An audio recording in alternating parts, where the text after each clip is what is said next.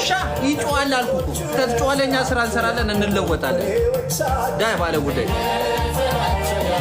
እሑድ ከማጋራችሁ በማቲቦት የናብሬ ሰርግ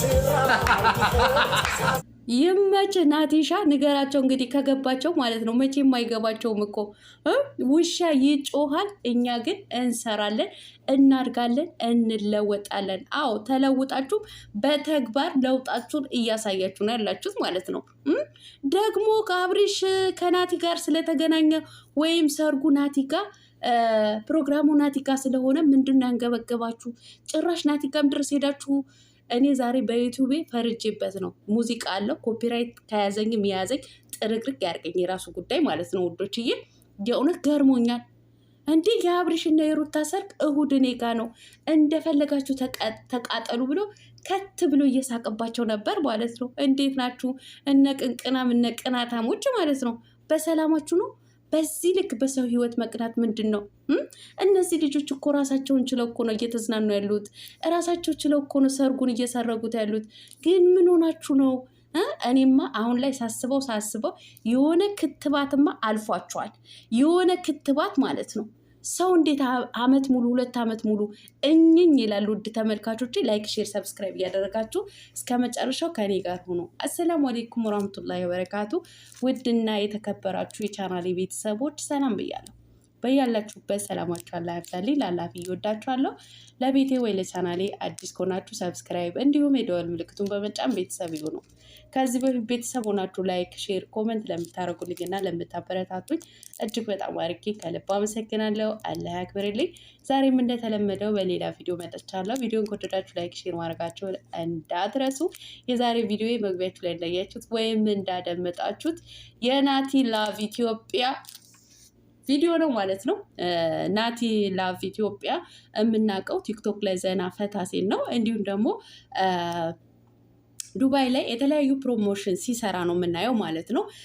ትላልቅ አርቲስቶችን ከኢትዮጵያ ሲመጡ ሲቀበል፣ እንዲሁም ደግሞ በባህር ላይ እንደዚህ በጀልባ በምናምን ሲያዝናና ልደት፣ ክርስትና ወይም ደግሞ ሰርግ ነገሮች ምናምን ካሉ ይሰራል ማለት ነው ይሄ ልጅ እና አሁንም ከአብሪሽና ከሩታ ጋር ተገናኝተዋል መሰለኝ እና ሰርጋቸውንም የአብሪሽና የሩታ ሰርግ እሱ ጋር ነው መሰለኝ። እንግዲህ ዛሬ ነው እኔ አሁን ቲክቶክ ላይ ገባ ስል፣ መቼም የወሬ ጥማት አለብኝ አይደለ እኔ እህታችሁ። ገባ ስል እንግዲህ ውሻ ይጮሃል፣ እኛ ደግሞ እንሰራለን፣ እንለወጣለን፣ ሰርተንም ትልቅ ቦታ እንደርሳለን። እናንተ እየጮኋችሁ ቅሩ። እንደውም እሑድ ዕለት የአብሪሽና የሩታ ሰርግ እኔ ጋ ናቸው ተንጫጩ እያለ እየሳቀባቸው ነው። አቤት ቅሌት፣ አቤት ውርደት፣ አቤት ቅሌት። እናንተ ምን እየሆናችሁ ነው ያላችሁት ማለት ነው? እሱም እኮ ተከፍሎ ስራው ነው የሚሰራው ናቲ ማለት ነው። ስራው ነው የሚሰራው ማለት ነው። እነሱም ፕሮግራማቸው አብሪሽና ሩታን ፕሮግራማቸው እሱ ጋር ቢያደርጉ ማለት ነው። ክፋቱ ምንድን ነው? እናንተ ምንድን ነው በዚህ ልክ እንደዚህ ያንጨረጨራችሁ ስለ አብሪሽና ስለ ሩታ ማለት ነው? እንዴ አይደብራችሁም እንዴ? ወደ ራሳችሁ ተመለሱ እንጂ። መቼ ነው ስለ ራሳችሁ ነገር የምታስቡት ማለት ነው? መቼ ነው ስለ ራሳችሁ ህይወት የምታስቡት? ስለ አብሪሽና ስለ ሩታ ሰርግ ወይ ዱባይ ላይ ለሚያደርጉት ወይ ለሚሰጣቸው ነገር እንደዚህ ግብ አርጓችሁ እንቅልፍ አሳጥቷችሁ ጭራሽ አንድ ቲክቶከር ታዋቂ ቲክቶከር ጋር እየሄዳችሁ እኝኝ የምትሉት ማለት ነው።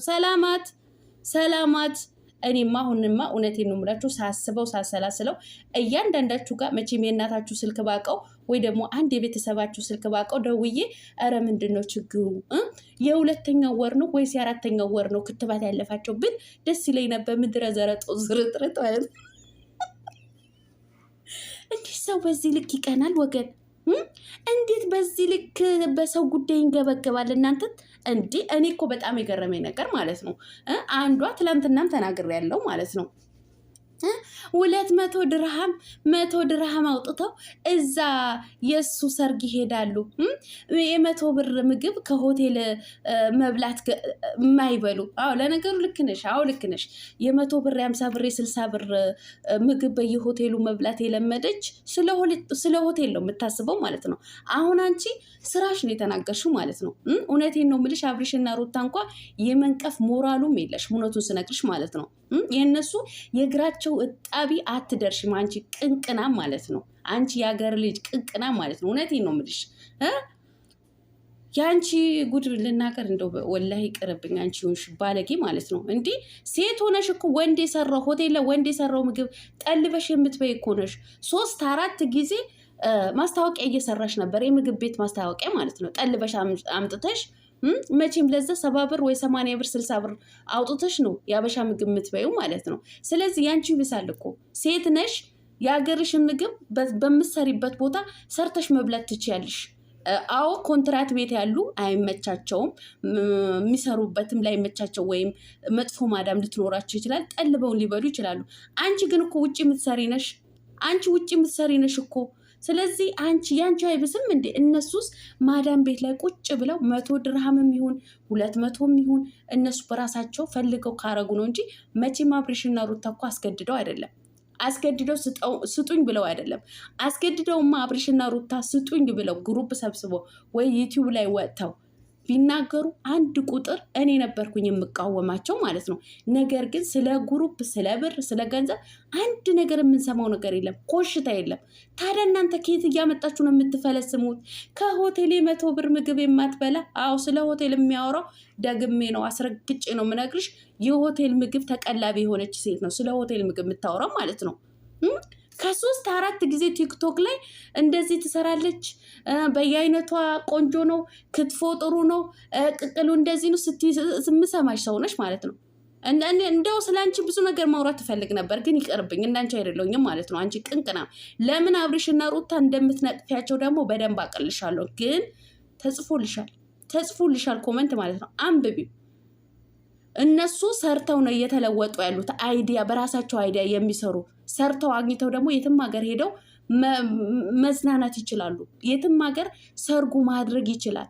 አንቺ ግን ለምንድን ነው ስለ እነሱ ማውራት የምትፈልግ? የጉራጌ ልጅ እኮ ሰርቶ ነው የሚበላው። ስለ ሀገርሽ ነገር አውጥተሽ እዚህ ጋር መዘርዘሩ ምን አስፈለገሽ እየተባልሽ ነበር ማለት ነው። ከሰማሽ ዳግምም ዛሬን ደግሞ ቪዲዮ ሰራሽ ድጋሚ ማለት ነው። ለነገሩ ቪው ስላገኘሽ ነው ዶንቆሮ፣ ቪው ስላገኘሽ ነው።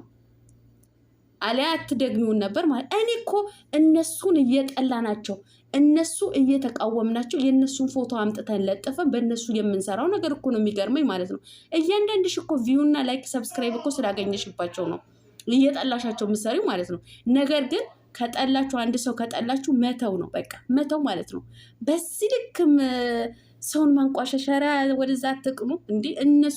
እነሱ ብቻ አይደሉም፣ የመጀመሪያ ኢትዮጵያዊ አይደሉም አብርሽና ሩታ ማለት ነው። ዱባይ ላይ ሄደው የሚዝናኑት እንዴ! ስንቱ ቲክቶከር ስንቱ ዩቲዩበር ሄደው እየተዝናኑ አይደለም? አብርሽና ሩታ እኮ ምንም የሚያደርጉት ነገር የለም። አይዲያ እየሰጡን የስንቶቻችን ዩቲዩብ አነቃቅተዋል። የስንቶቻችን ዩቲዩበር ትልቅ ደረጃ እንዲደርስ አድርገዋል። ስንት ዩቲዩበሮች አፈምሰዋል። ስንት ዩቲዩበሮች ዩቲዩብ ከፍተው ሰጥተዋል። ስለዚህ ለእነዚህ ልጆች ለምንድን ነው ግን ይህን ያክል የተጋነነ የተካበደ እንደዚህ ቅስማቸው እስከሚሰበር ድረስ መስለው? ለነገሩ እነሱ ጀግኖች ናቸው። እውነቴን ነው የምላችሁ። አብርሽና ሩታ ይመቻቸው። በግራ ጆሯቸው እየሰሙ በቀኙ ፍስስ ያደርጉታል። ቦታም ጊዜም ለእናንተ የላቸውም ማለት ነው። ለማንኛውም ወደ ራሳችሁ ተመለሱ። ስለ ራሳችሁ አስቡ። ስለ ሰውን እንዲህ አእምሯችሁ ቢዚ ከምታደርጉት ማለት ነው። እስኪ ስለ ራሳችሁ ቆም ብላችሁ አስቡ። ለማንኛውም ሰላማችሁ አላብዛልኝ። አሰላሙ አለይኩም ወረህመቱላሂ ወበረካቱ ባይ